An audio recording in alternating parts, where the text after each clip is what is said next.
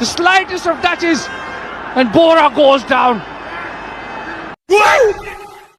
হ্যাঁ এদিকে শোন রানি কি হলো